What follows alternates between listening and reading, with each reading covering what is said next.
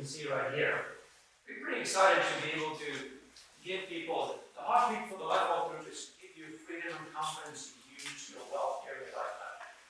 We get excited when you go on adventures, when you guys travel, when you do the things you want to do with the rest of your life. Oh, look at that. See? I can't change. All the details. I gotta have many something, otherwise it's not happening, right? And you guys can probably hear me, right? Okay. Yes. So, it's about freedom. So if we can remove the aspects that comes in life, in the next 20, 25 years, if we can remove those obstacles, and we can think about how do we address these issues, what it allows us to do is to become free, to figure out the capital, and how we can actually use the capital. So what I've seen is I've seen people pass away with a lot of money. Seen that way too many times. And when you see people passing away with a lot of money, it has a lot to do with the fact that they've never had the confidence to be able to use the capital. And when we talk about this, many of you have heard me say, we call it capital for me, for we, and for we. Right? There's 7 risks that in the planning process we need to be addressing and removing and be smart about to give us much more freedom to use the capital. Does that make sense to you? So what we are truly passionate about is integrated planning. So I'm a converted accountant. I've got a few accountants here with me today. I'm almost proud. And then Pablo is as a CPA. Okay? I'm a converted CPA myself. We are drawn more to like be independent, objective, look at this carefully, crunch the numbers right, and then come forth with, hey, here's the truth. Here's where we see the most value here. So that's always our premise. We start with an integrated plan, and from the integrated plan, we deal with investments, we optimize those, we're going to talk about Social Security. Last practice part, we're going deep on Medicare and Medicare supplementation. And so we have a wonderful expert. If you happen to be kind of approaching 65, if you're new to us, we have a fantastic department that can absolutely dive into what that would look like. It's just a complicated conversation. So, estate planning, I'm going to share with you, we have now internalized the estate planning offering in our office, which I'm very, very proud of. It's brand new. It's been about a month or 2 that we've rolled that out. But it's just another area for us to be able to bring integration and to make it easy and smooth to move through wills and trusts and get the estate planning piece of our stuff. Today it's long-term care. So as we talk about long-term care, what is your beliefs about long-term care? You're going to have to participate with me today, okay? Just say, what do you think about long-term care? Are you positive about it, negative about it? What is your perception? We hope it's long. We hope it's long. Sure. Naturally, it's institutionalized, like in a nursing home or something. But it does, I like the in-home care for disability. Most people don't think about that. They think that's the way to do it. Yes. That is right on, Nancy. Yeah. Thank you for that. That is right on. How about, do you guys think you need it? You're gonna need it? Yes. Everybody needs it. What do you think is the statistics that you might need it? No, I was wondering, because watching elders, sometimes the ones who plan for it, they are not in long-term care very long. Yeah. It's like a year or maybe 2 years, and then they've passed away, Yeah. yet they've saved and spent some money on long-term care, Yeah. and then it's not very long time. So I just wonder what those statistics are. Yeah. Great question. That's the engineering mind, Bob. I love that. That's a great question. And you're absolutely right. It's like people think, you think about nursing home. I got a picture of what most people think about when they think about it. Look, the number one care, Nancy, you're right on, is in-home care. This is what my father went through until he passed last year in October, was in-home care. And we were blessed. We were just blessed to that being able to be available for him. That's exactly what he wanted. He was right on. That's the best kind of care in my mind. But, so, how much do you need? Anybody want to take a stab at that? How much do you need? Yes, sir. At least in my mind, budgeting 10,000 a month. 10,000 a month. Great. Awesome. Michael, that's pretty good. We're gonna 2001. And then multiply by the question mark, right, Bob, how long? I have a friend of mine whose wife, let's say she diagnosed with dementia, and she was told that she was gonna live 6 months. That's 3 years later, and you guys paying $20,000 a month, Yes, $22,000 a month. 20,000 a month. His insurance pays $10,000. So that means he's still gotta work to get that $10,000 extra to pay for his wife. That's it. That's a significant amount of money. You're right. Some folks' plan is just to, just going poor and just go on, Medicaid. Medicaid. Yeah, so we're talking about that. And I don't know how that trades, but they have those facilities trade up there. That's the last thing in the world I would wish we did. Right. Last thing I know. I mean, this is. Some people never made it to long-term Yes. care. Neither of my parents. Oh, okay, so let's go there for a second. Right? It's like, hey, how do you plan for something you might or might not need, right? So we're gonna talk about that. That's really good. Yes, sir. We end up as guardians for an aunt and uncle who had children. And they both needed it, for a long time. 20,000 a month, and this is 2006, the second one passed away. It was going 25,000 a month for about 5 or 6 years. Yeah. And that's 20 years ago. Yeah. It's pretty steep. It's very steep. I mean, we have clients right now. And I want to make one comment. A big mistake that I have seen for many people is we are all one step behind the needs of the person who's being cared for. Because we're in a position where we value our independence, and their world has gotten smaller faster than you perceive it to get smaller. Yeah. So we had my aunt and uncle living in their house, in-house care, when they should have been in assisted living, and we had them in assisted living when they should have been in nursing care. It ended up causing a serious accident to my uncle, that he lost his leg. Spent about 9 months in a coma. Didn't expect him to come out, and then he recovered and lived another 2 years. Wow. But my point is, we were a phase behind each I time, know. because we were projecting our need for independence onto them, and they had already passed that point in their life. Yeah, it's very insightful. Wow, that's very insightful. Well, the thing I've noticed is when you most need it or need to make those decisions, you're least capable of doing it. Yeah. You have to plan ahead. Yeah. Get into that. So I'm going to go and I'm going to share some facts with you. Might be a little dry, but I'm going to answer questions that you guys have been really, these kinds of questions. So I'm going to give you statistics so you can take the context, okay?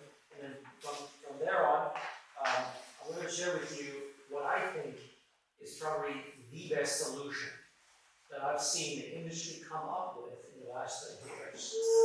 All right, I'll walk you a little through the history of the development of long-term care protection, but this solution, I was excited. I get a little nerdy every now and then when I industry really develop something that is right on, is really speaking to a lot of the question marks we have. I want to share that with you as a good potential solution, and then we'll end up with that. I'll end up with some questions and answers, and there's a little response card that you guys have.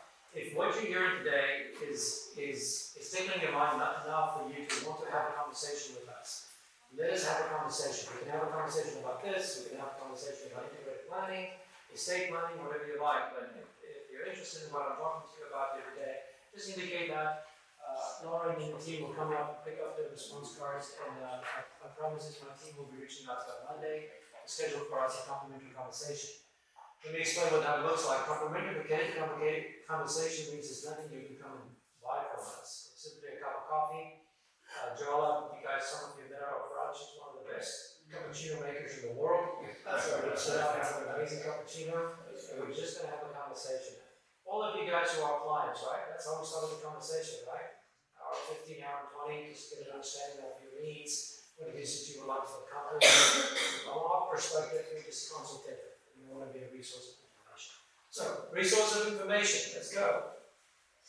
So what is long-term care? It's referred to as total care, long-term care, extended health care, not necessarily nursing, right?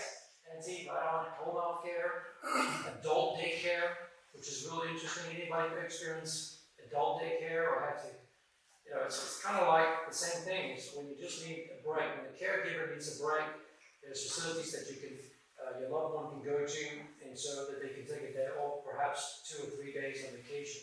We have a client that was on our client advisory board that she's a hero to me because she took care of her husband who had a stroke in his early 50s. He was an engineer at Lockheed. And we were planning this out for her so that she could take quarterly breaks because she was providing care to him for 8-9 years until he passed. So great service there. Facility care, informal care, and many more. So requiring assistance with activities of daily living. Have you guys heard of that? EDLs, activities of daily living? There are 6 of them, folks. There's 6 of them, okay? They're all out there, right? I just kind of mentioned 3 here for you, but here's the key. Most coverages, if you will, are triggered when you cannot perform 2 of the 6. You cannot perform 2 of the 6. Who determines that? Dr. Semi? A doctor does, right? A doctor does. So the doctor says this person can perform 2 out of the 6 activities of daily living, and then whatever care or planning you've done, it's triggered at that point in time. All right. So home-based care, as I said, community care, and residential care. My wife was, before she joined the practice, was a manager of a rehab department in a nursing home. So she was managing occupational therapists, physical therapists, speech therapists, and all their aides. She ran a facility. And after she basically retired from there, transitioned over to come and be a tremendous blessing for us, she just basically shook her hair and she said, just make sure you show up with money. Show up with money. Right? And what she was pointing to, she didn't exactly know when we were talking about long-term care planning, but just show up with money. Because when you can show up with money, you got quality and choice galore. Every nursing home is forced to take X amount of patients through Medicaid, right? But you've got choices, and that's the one thing that we want to talk about. So what are the odds, right? We asked the question, here it is, folks. It's a 70% odd. 70% odd. Okay? One of you are going to need care to get through the day in your life. Is it okay with you then if I talk about it? Is it okay with you if I face it, if we look at it, if we analyze it, if we figure out how you're going to think about that, right? It's a big enough odd, right? Okay, so we should really deal with it. The worst thing you can do is what most people do, folks, and I commend you for being here today. Most folks just kind of ignore it. They kind of know it, put their head in the sand, don't want to deal with it, kind of like an ostrich, in a sense. I don't want to deal with it, right? I tell you, it's the least favorite conversation for me to have with folks. If I think about the traditional solutions, the newer solutions, it's pretty exciting for me now. But when we deal with it, like Bob said, when we deal with it, the outcomes are substantially better. Substantially better. So we're going to talk about that. All right. So just more facts. Bob, here it is. Average length of long-term care need for men, 2.2 years. Okay? The statistic comes, by the way, from nursing homes. This normally does not think about home health care. And that's what Greg was saying. Right on, Greg. Home health care is typically much longer period of time. I was, for my father, it was about 3.5 years like that. Okay? And so, this is much longer, but the statistics normally come from nursing homes. Right? So there's an evolution. So I would say, probably a little longer than that. Average length for women are built stronger, like the ladies, right? You're built stronger, you're built to last. The women last, they last. For 7 years. Okay? And the average length of long-term care need for memory care is 2 to 3 years. And probably you brought this up big time. I remember this was an odd situation, but I had a family that we were serving and introduced their sister to us. That's what happens a lot. They introduce family members and friends. And so I started working with them, but this is an odd one because 52 years old, the man was diagnosed with early onset Alzheimer's. And there wasn't a lot I could do. They just luckily sold the company, so they had assets. And I'll just say that the conversations was very difficult to have over the next 6 to 7 years. But it's the first time I lived through it. And I went to his funeral at 59, and I cried twice. I cried once because I knew the path his wife was walking through with him on, deeply caring for him, laying out the capital like crazy. And the second time I cried is because I looked at her investment accounts at the end of that journey, and it was very close to empty. And so here's the scenario that we see. Couples have been married 30 years. I've been married 30 years, by the grace of God. Right? Everybody's been married 30 years, have gotten some knocks and been able to recover right? You all, marriages are perfect, but we were married 30 years, so you'd be married 30 years, 40 years, 50 years, right? And what happens here is the money runs out for the remaining spouse, and normally it's the wife. So we don't plan in this area. See, you love each other so much that you're going to say, I'll give them the best quality of care, and then you use your capital to be able to pay for that because the need is immediate here. And what happens is the money gets spent down to the extent that the money is, remaining capital is dwindled down, and your beloved wife is stranded, and she has a whole new normal that is not great. It's worse for the husband a lot of times, so if the person is sick, is that they know it in their gut. It's horrible, because they're draining down the resources, and there's nothing they can do about it. Okay, that's exactly what happened in that case, right? And it's happened to me now 6 other times where I've seen that happen. So to us, it's pretty real, and so these things are real.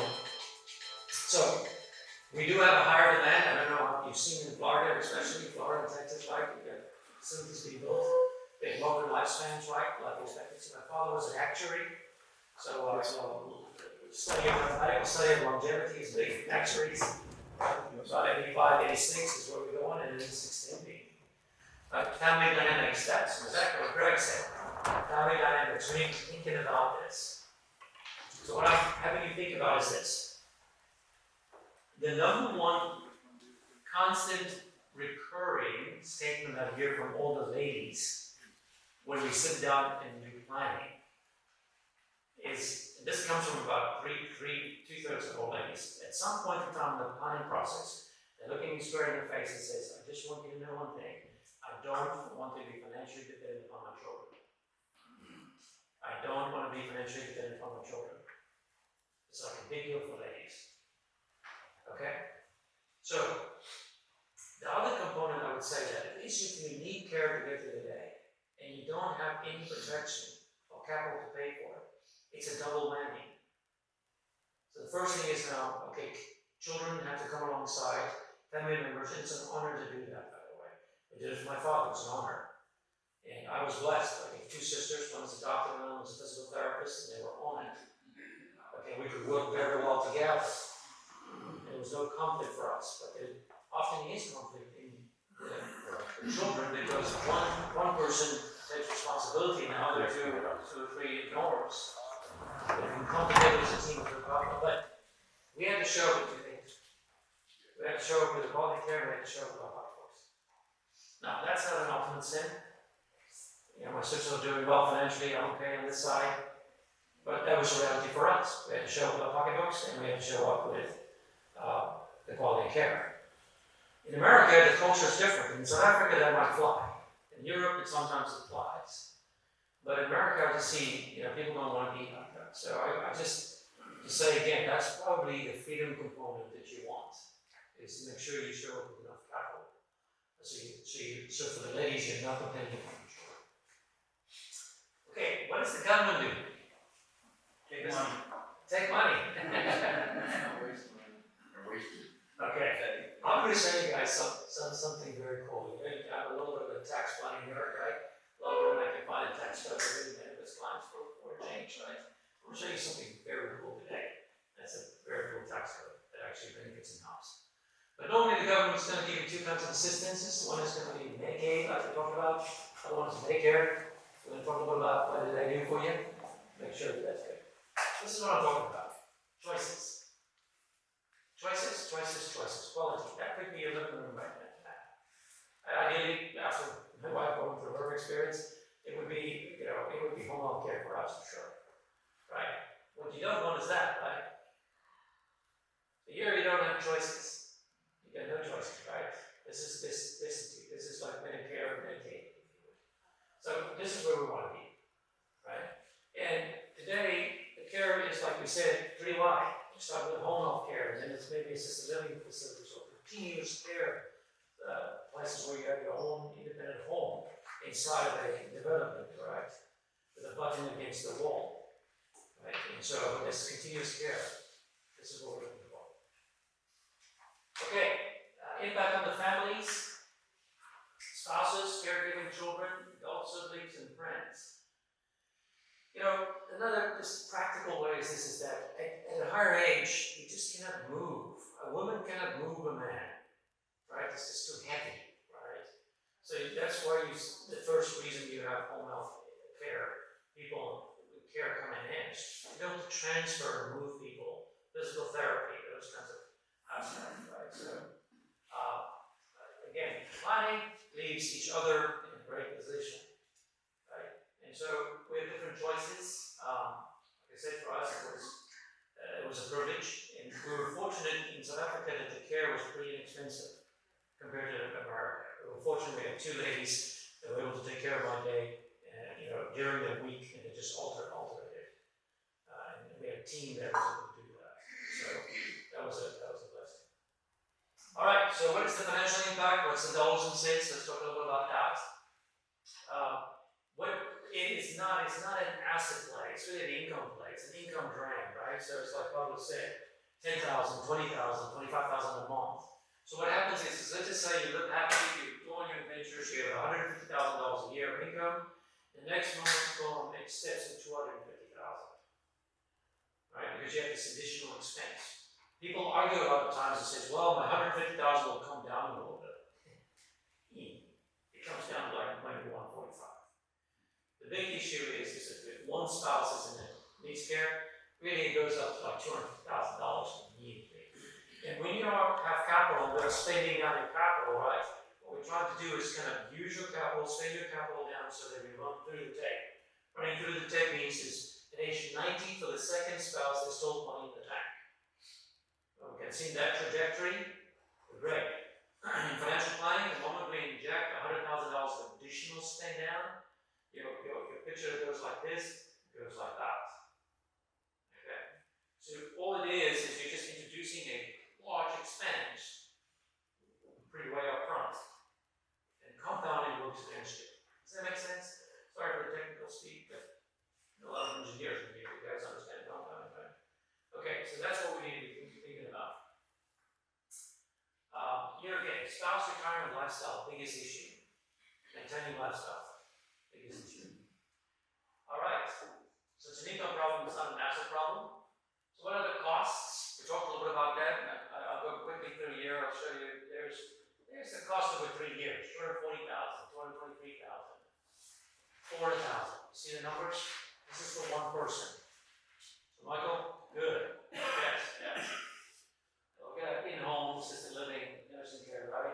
So it depends upon what need you need. It's a big number. 2, 3, 4,000.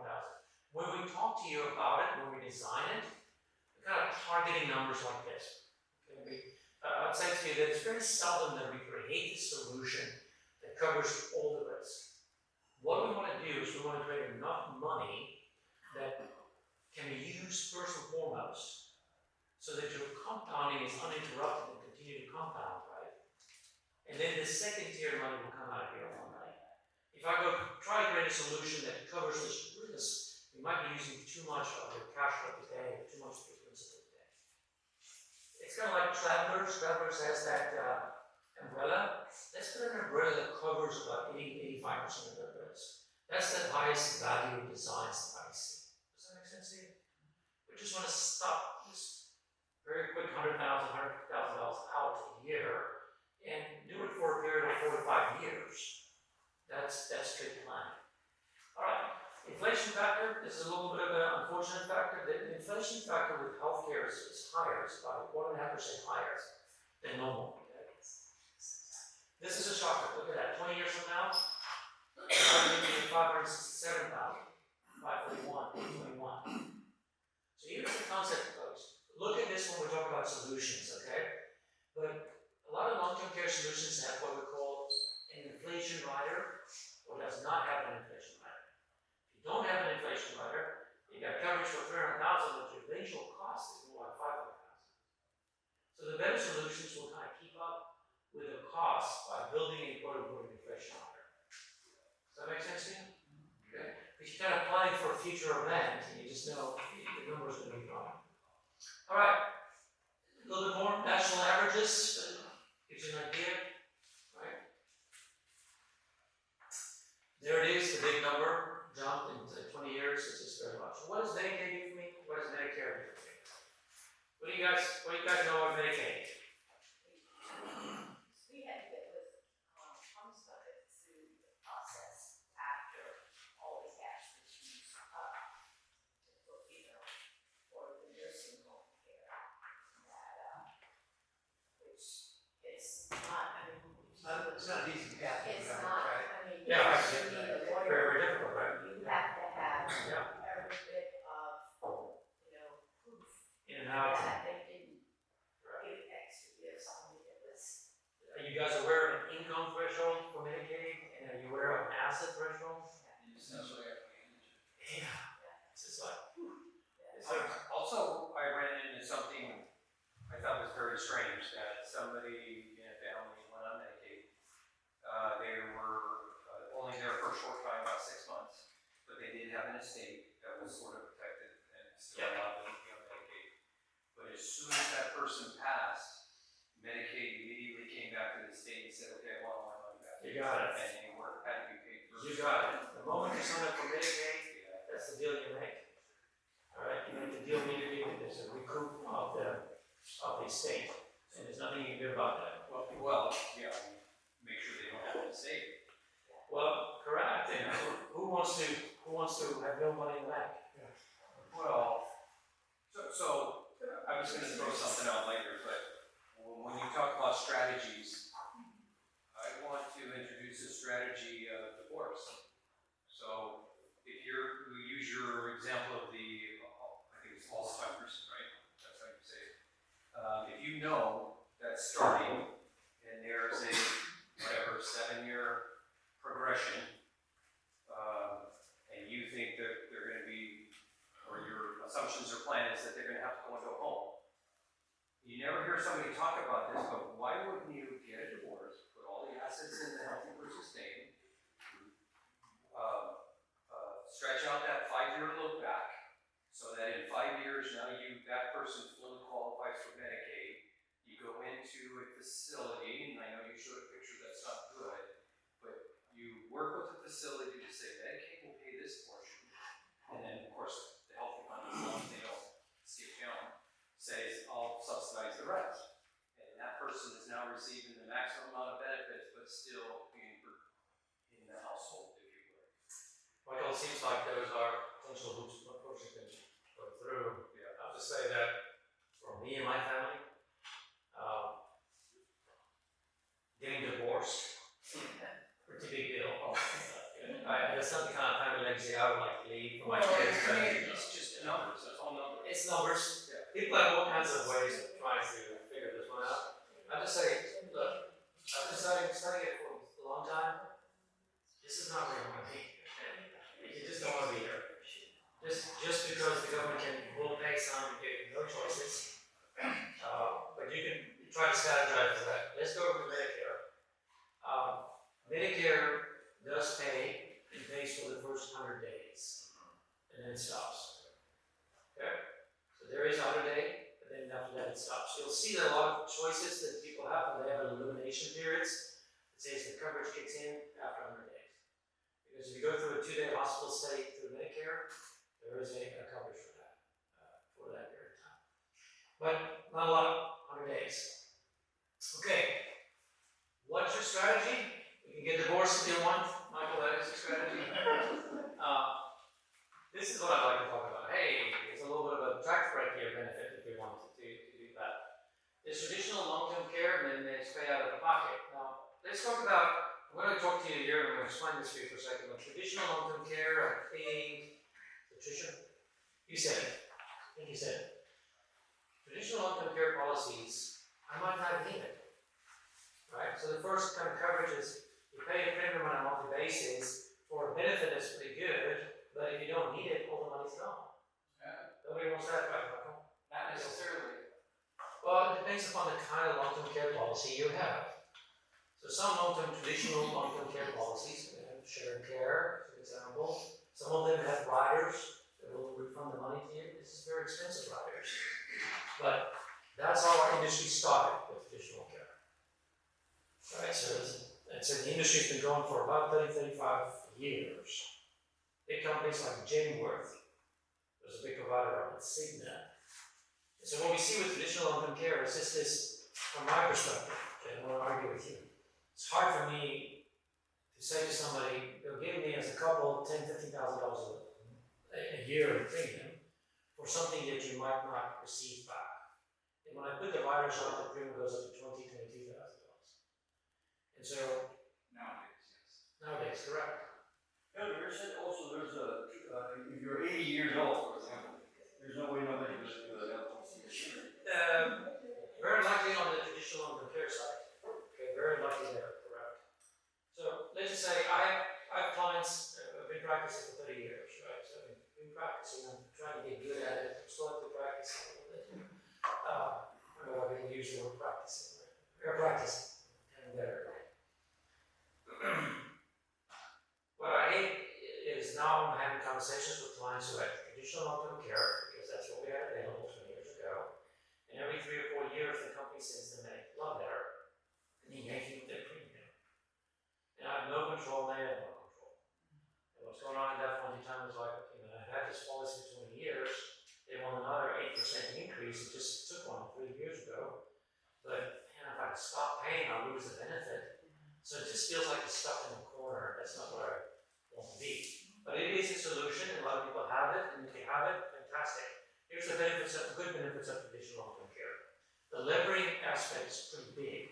You're paying a smaller premium, but you're levering up to a very large benefit. And some of the policies, like I think features like shared care, very, very good features. I'm not against traditional long-term care. I would say that we have better solutions today. I'm going to share with you one that I like a lot, that gives you more choices and flexibility. All right. If we go into it, a lot of long-term care funding choices, just a lot of writing here. There's traditional long-term care, then there are life insurance policies. The evolution of the business is life insurance policies that have death benefits. Maybe that's what you could be referring to as well, Jay, but it has death benefits.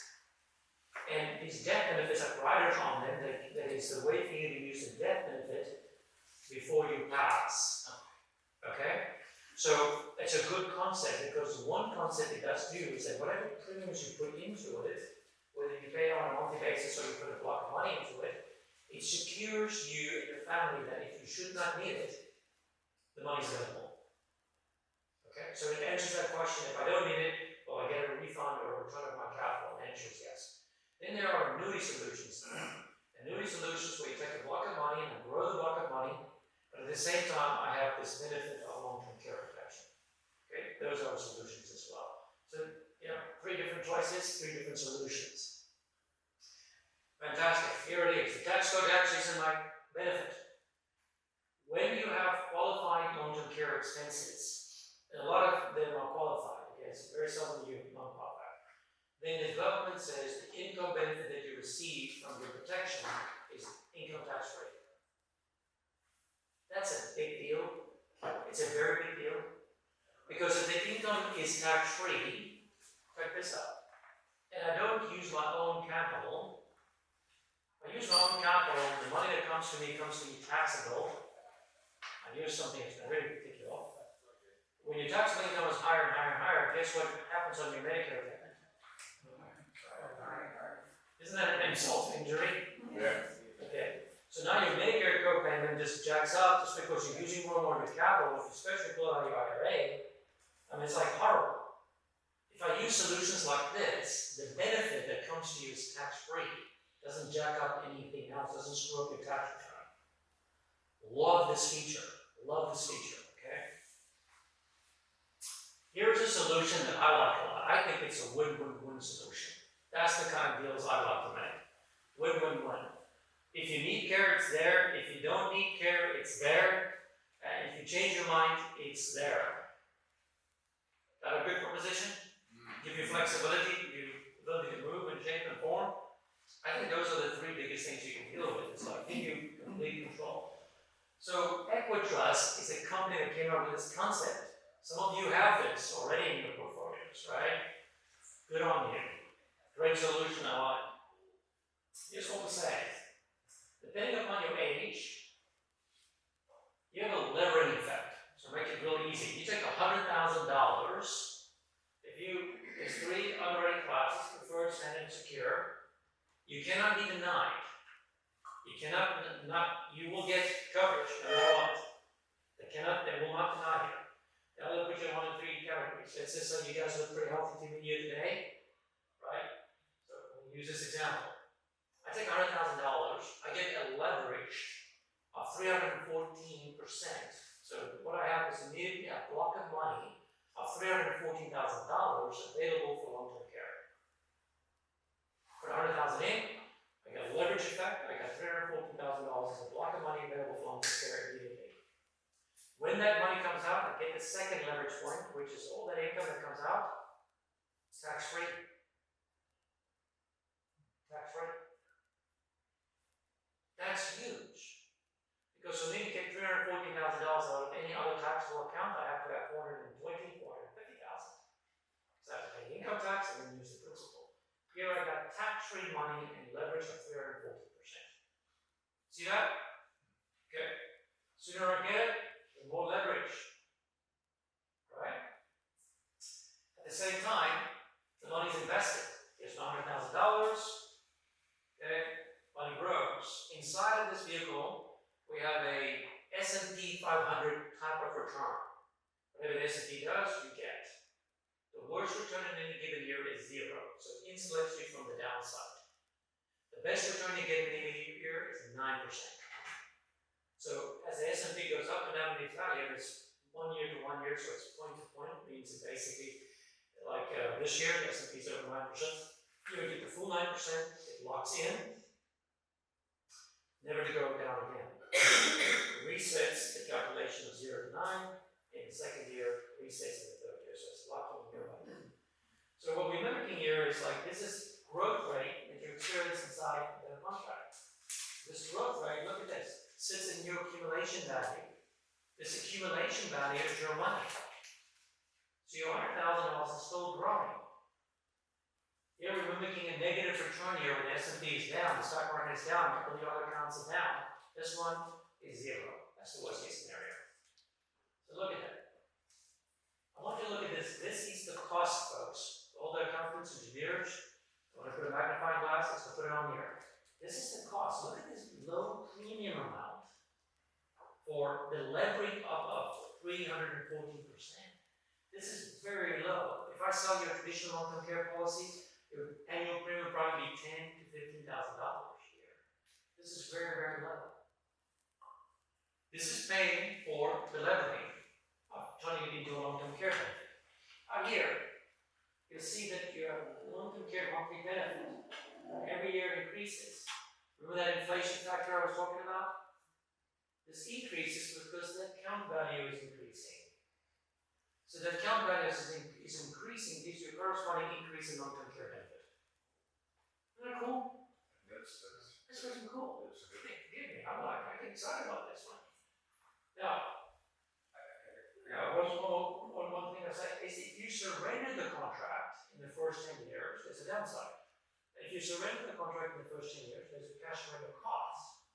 So this example right here, 5 years, you say, no, Mas, give me my money back, you'll get $130,000. So the surrender cost is $8,000.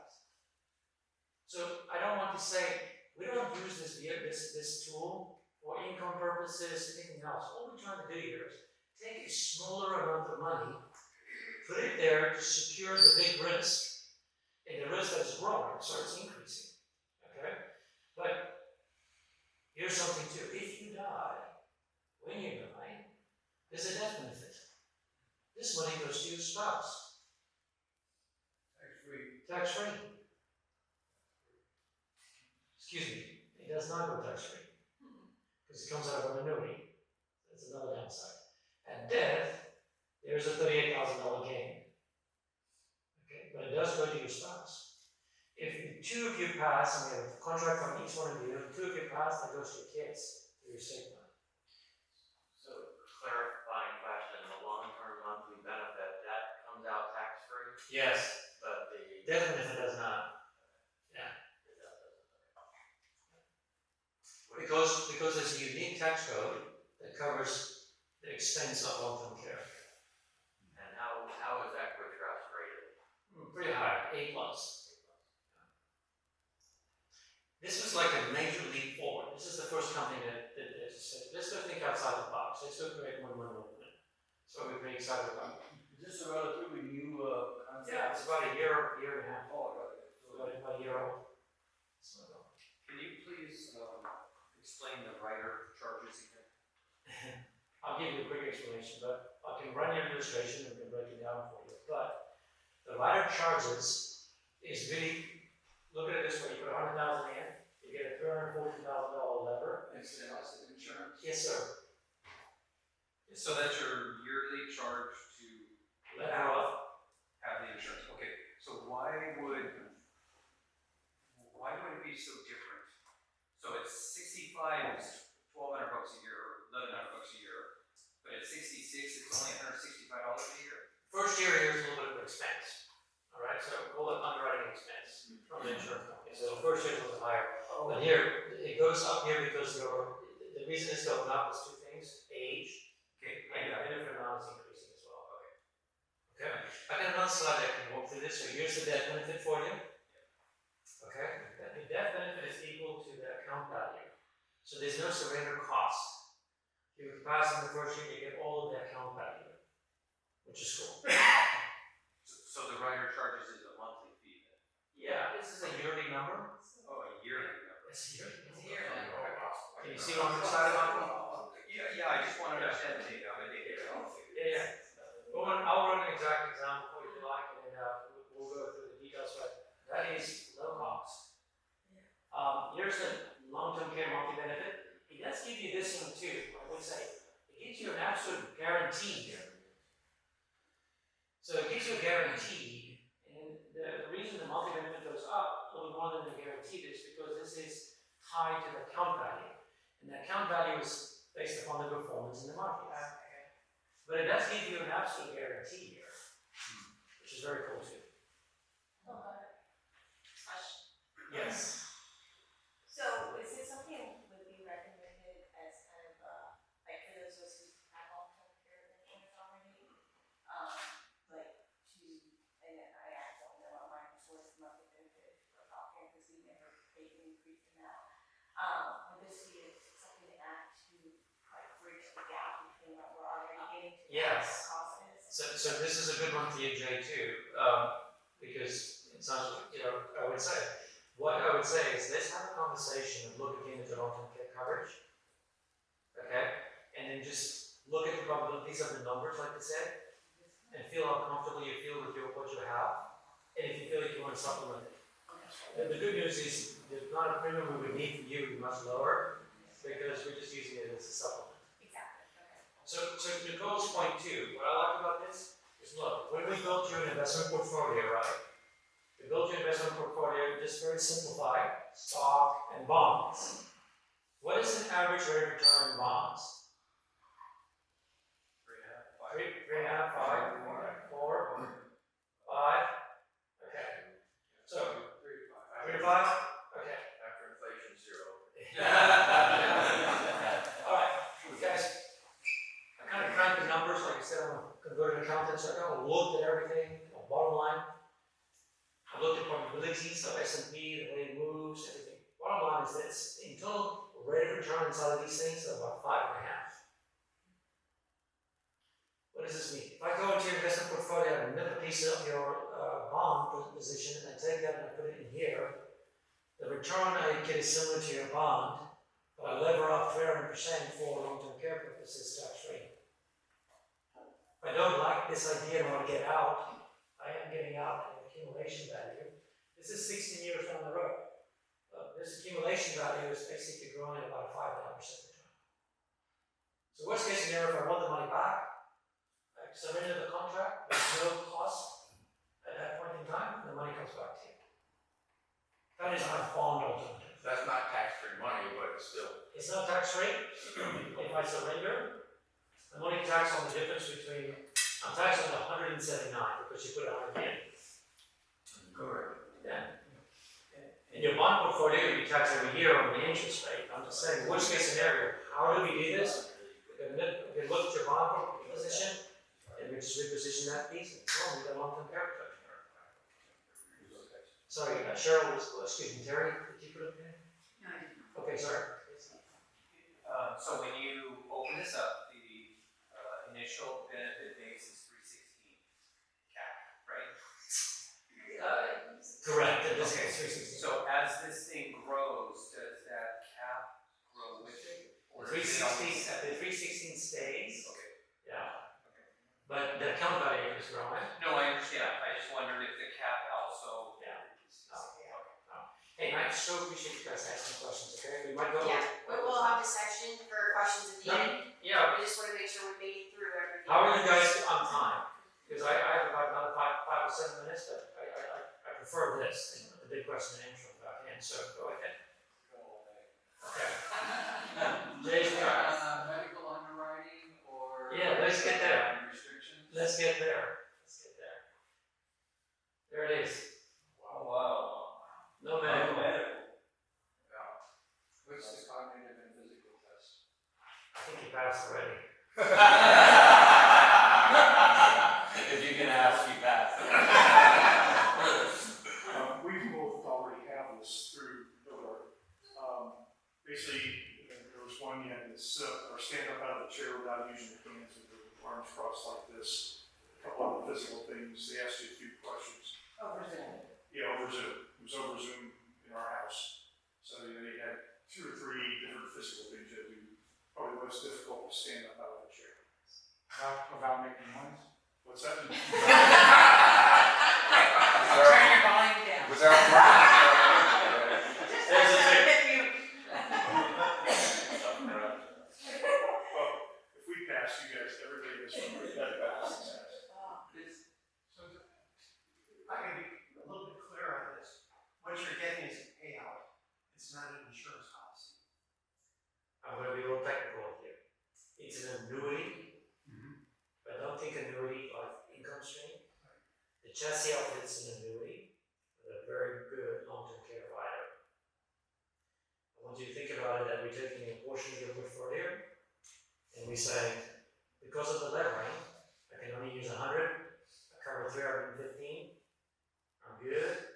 Now I can use the rest of my capital to Oxington to drive adventures, freedom travel, things like that. You would look at each other and say, we were astute, we made provision for long-term care, now we have freedom to go and go do the things we want to do. Yes, sir. 2 parts to the question. First is, at death, if you haven't used it, it's an annuity. If your kids inherit it, they're gonna pay income tax on the, okay. But then you can make that a portion of your estate that goes to a charity, Yeah, and there'll be no tax. yeah. Good on you. That's, love it. Now that's per person, Yes, sir. so in a couple, you're gonna be buying, is there a different rate for buying it as a couple versus buying it as an individual? No, there's not. And if you know, God forbid, we're both in an accident, both needed it at the same time, as opposed to one or the other, does it change? It's a good question, Jack. So some policies today, like joint policies, some of them have the feature called shared care. Those are more of the previous designs. This one is independent, two independent blocks of money. So works based upon the individuals. So was I understanding correctly that you said, like, let's say we kept it for 5 years and we wanted to get out, take, the surrender amount. Were you saying that, like, if we're into your calculations, that would be like a 5% return anyway? Yeah. And it's taxable, but it's as good as most. I was gonna say your normal return is taxable, so. Right. The worst case scenario to me, is that what I have to look at is like, what is S&P done, right? And I do back testing, we do back testing. So in the illustrations, it will actually show you that. So say the best period of time, the worst period of time, the most recent period of time. So you kind of get a feel for what is the returns inside. But what I like about this It's is reset every year. it resets, it locks in every year. Lots of it. Very, very powerful. We call that the concept of equity indexing. Okay, you've seen that, there's a lot of different solutions in there. And what I like about this, the cap rate is pretty high, it's 9. Okay, You actually put in the odds in your favor, 70% of it, according to the numbers, you said 70%. I mean, basically this type of, yeah, protection. Yeah. So you're doing this, you're putting the odds on your side, because Yeah. eventually, you feel like you're gonna be 30% of the league, but if you are, then it's your house. And again, what I'm after is just a freedom for you to say, look, we've been smart, we've looked at long-term care, we did not put our head in the sand. Worst case scenario, the money, we can take the money back if we want, if life so changes. If I die, I'm providing for my spouse, check. Got a good return, check, and I got nice long-term care protection, This tax-free. seems too good to be. Yeah, that's what I think. It's gotta be something. It might be, okay, so there are some downsides, right? So we'll get into the details of downside, but let me give you a few highlights, right? If it's a downside fee, then we get paid a commission. We get paid a commission on this, right? So we like to live and have a business, but we get paid a commission on this, which is good in my mind because the company pays us. It doesn't come out of your fee structure, so there's no assets under management. There's this cash surrender cost if you were to surrender in the first 10 years. To me, it seems fair, but that is how it works. There's taxation of death. That happens. Some people hate insurance companies, but you deal with an insurance company. Okay. What else is downside? I'll get into it more, but I'll get into my minutia. It's a single payment annuity. This we normally structure single premium. Yes. Oh, there's one more downside. We have to use after-tax money to go into this. We have to use after-tax money that goes into this. That to me is probably the biggest downside. So the majority of your sits in IRAs. We don't yet have a solution where we can take an IRA and put it in there. It would have to come out of your brokerage account. But my back office is very innovative in product design. And I had a great conversation with the owner of our Advisors Excel, which is our back office, you guys know that one, right? And they're designing a solution for IRAs. So that should be coming next. So you're gonna come from a Roth IRA. Can come from a Roth, yes, a Roth or your brokerage account. Or we can even take it from another annuity. We can take an annuity that you have that is maybe not doing what you want, and we can transfer that annuity into this, a tax-free exchange. Right? I can take an annuity, I can take cash value in a life insurance policy as an example, those type of sources. Hello. Yes. The older you are, I mean, is there a limit, like, to age where you can? Yes, Pablo said it, I believe the limit on this is age 80. Is what? Age 80? Yeah, 80. I don't think we can get this over age 80. The younger you get it, the bigger the leverage factor. You guys remember that? So to show you here, the quicker you get it, the bigger the leverage. You see here? Okay. Okay, can you give me 1 second? Let me get through a few more of these. Lauren, will you get angry at me? I will. Go over. So here's the question, guys. Is this for me? Is this for me? Okay, and so all year I would say to you is this. I just invite you, check the box, you want to get a little more information. Easy for me to run an example, sit down, visit with you, walk you through the pros and cons, see if it's even applicable to you. See if it makes sense and fits into your position. With all our clients here, there are two families that has this, the rest of you don't. In the planning process, I would say that maybe we just haven't gotten to this conversation. The product is pretty new, about a year old. And again, we just make sure we want to cover this conversation with you. Just want to make sure that we thought this through, we didn't ignore it, and we're making a good decision. But, I mean, I'm going to say to you, I'm excited about this solution because of the win-win-win. And the open architecture and the fact that it gives you a lot of flexibility in planning and everything like that. So, what level do you qualify for?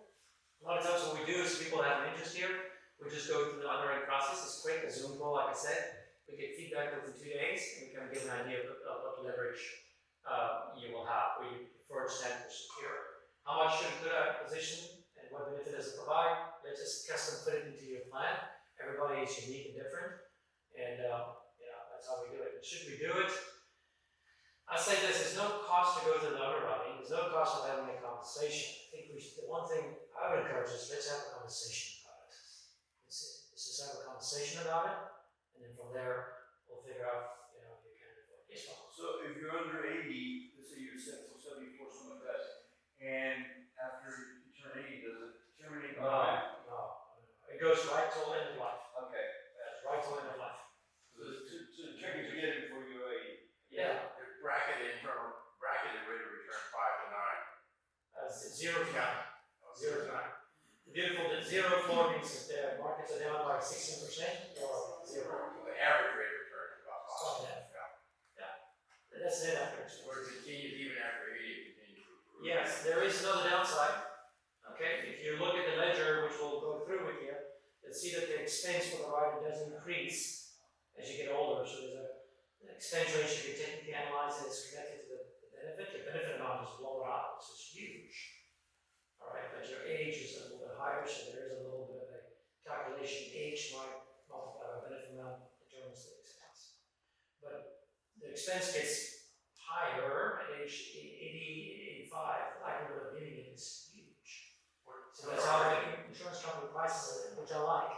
I want the insurance company not to give a flat fee throughout. I want them to give you less fees up front, and then go, you know, increase their fee on the back end where it's feasible. What if you decide to put 200,000 in?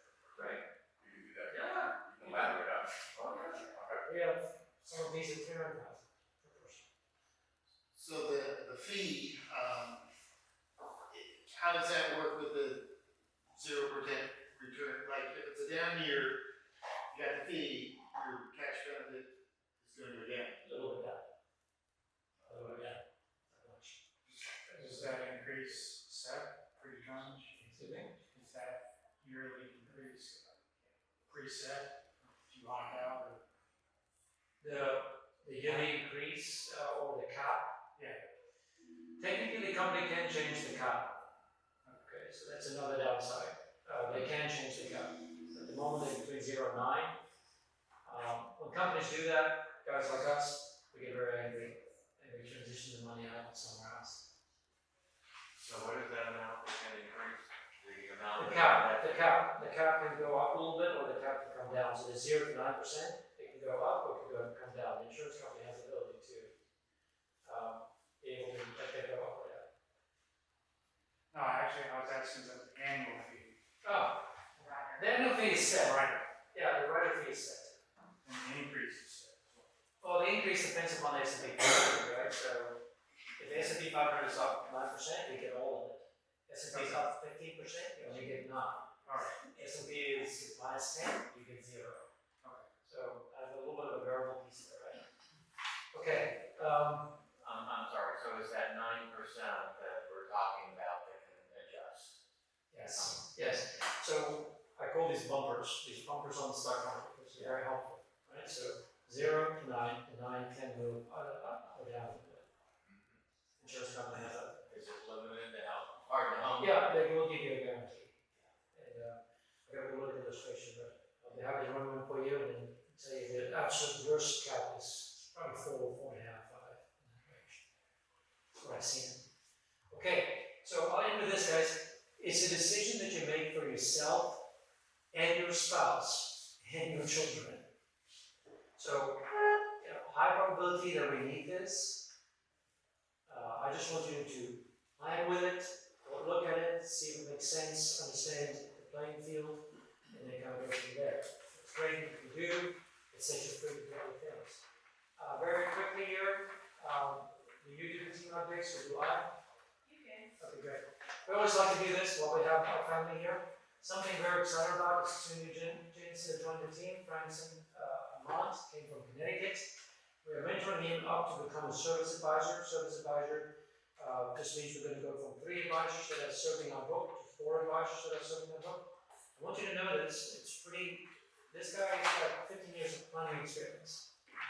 He does not sit in front of a client until he's gone through 6 months of training with us. He's kind of looking at us and like, I've been doing this 15 years, but we haven't done the life wealth thing. We haven't done the life wealth thing. So before I open up anybody to come alongside and help us, we train them at least 6 months. Okay, so the quality and the same mindset and philosophy that we have in our practice. Okay, and I'm very excited about my South African friend, Gerhard. Gerhard is a lawyer out of South Africa. We have been looking to internalize our state planning process. The reason we have is because we want to create a quicker, less expensive, more integrated solution that we can help make it happen. Okay? Frankly, my personal experience is whenever I've put it out to attorneys, I've gotten a lot of complaints from my clients that it takes too much time. It takes 2 months, 3 months, 4 months.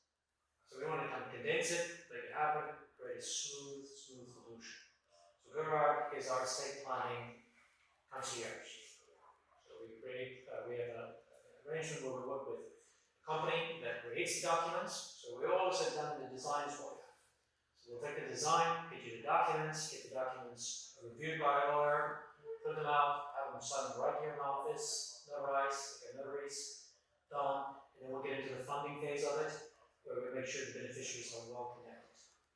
Those of you who have the estate planning documents and you sign time for you to review, it's a little expense for us to take your entire document. And I'm so excited about this because I'm the guy that has to read your 60 pages of revocable legal trust, and in there somewhere, a bunch of nonsense. I mean, please. We take the document, there's a small fee, it's about $500 fee, but we can take the document, summarize it for you in a 2-3 page summary, tell you exactly what's in your design, and create a picture of it. That's how we would start the conversation and then say, okay, based upon this now, guys, is there anything you want to do different? And if you want to make a difference, then we'll help you update your estate plans. So I'm excited about that service. We are very actively looking for, we're looking for a CPA that can come and join the practice as well. So those are the pieces we build. I want to thank the ambassadors. Probably you're an amazing ambassador last night. You were so kind.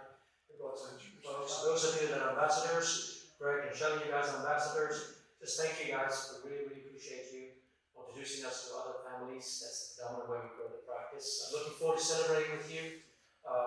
We have 2 levels of ambassadors, 1 introduction and 2 introductions. We're going to celebrate together with a very cool banquet that we do in Medina. What about a 5 investor? What's that? What about a 5? Well, you would be the leader and the superstar. A limo picks you up at your house. There's upcoming workshops that we're doing. We like to do these workshops. We give back to the community first. A lot of you came first through a workshop. If you remember, that's how we met. We're hosting them at the moment at Baracalina. We had one last night. And then we're going to change venues. We're going to go into Seasons 52 on Sand Lake Road. We're warming up for the Seasons 52 that's coming to Winter Garden. So we're going to be looking at that venue too as a way to make it kind of easier to come in and out of the community of go through the garden. Then volunteer dates. This is my section. Yes. See if you recognize that lady. Before we move past this is a great way that if you have friends or family that you don't really know how to bridge that gap of how to introduce, or you think that they might be someone who needs our assistance, this is a great way to do it. It's super low pressure. There's no one-on-one talks. It's very easy to come enjoy a nice dinner, nice bottle of wine, and introduce and let them decide whether or not they think that we might be able to come alongside as well. So it takes the pressure off of everything. But yes, you do have a paper in front of you, that little small dark blue one. That is all of our upcoming events that are coming. So these are just a couple. We're volunteering over at Nathaniel's This Christmas. New Beginnings, their store over in Claremont. They do a ton to help with homeless in our local community and helping people get back up on their feet. So we're going to go volunteer at their store to help sort out their donations. It's going to be a Friday afternoon. It's super fun. So if you are interested in joining us for that, the events page on our website or the QR code that's on your little thing will take you and you can register directly from there. We do that once a quarter to go help a local nonprofit, just in our community to be out and about. That is the one coming up. We do have a women's event coming up. We have a women's club who joins once a quarter, as well as a couple of new that are regulars there as well. This one is going to be kind of think of it as like a vision board. So we're gonna have a lot of magazines. It's a little bit of like scrapbooking a little to kind of create a vision board for your 2027 to build you up. And it goes a little bit with the planning side of just creating what you want to do for 2027 and what you'd like to see accomplished. So that one's gonna be fun. Then we do have some flyers up here as well to introduce a brand new event for us. It is a walking series in the fall. There's no speeches, no financial topics. Hobart's only invited if he can be nice and pleasant. Keep there. It's going to be every Friday afternoon, all the way until November. And we're just going to get out here on the trail and walk down to Oakland and walk back. So it's a great way to kind of build some community, make some friends if you want to stay active. Just a fun little thing for us to do. But yeah, if you have any questions on any of these ones coming up, our State of the Market is just a webinar during lunch in the middle of the week. We do that once a quarter as well. And then, yeah, I don't think I'm missing anything, so that's everything. If you have any questions, I'm the person to ask. I host all of our events here. I'm going to kindly ask that before you leave today, if you can take your name tags off and leave them here at this table. That's super greatly appreciated. And the cards, please return these back to us today. These can go on this table as well with your name tags. So we'll have a pile there where you can stack those and then your name tags off to the side. But if you have any questions, feel free. Robert's going to be here for a few minutes to help answer. But he will say that it's best to come in and just speak about it with the illustration, as he's kind of alluded to today as well. But yeah, if you have any questions, let us know. Please take coffee, go if you want it. But yeah,